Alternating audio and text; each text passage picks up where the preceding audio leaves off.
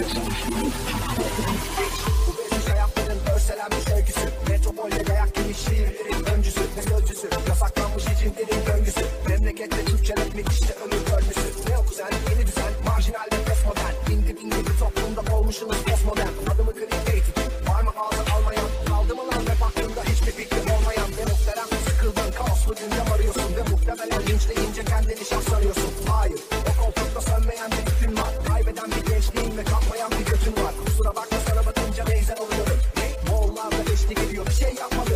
Yeni bir reçete yazıyorum bu antidepresan. Senin jargonunda söylesem moruk değil sağ. İyi cilliyanı yok hiç sahte dostlara. Samimi olmayan afilli pozlara. İyi cilliyanı yok hiç öyle mutlu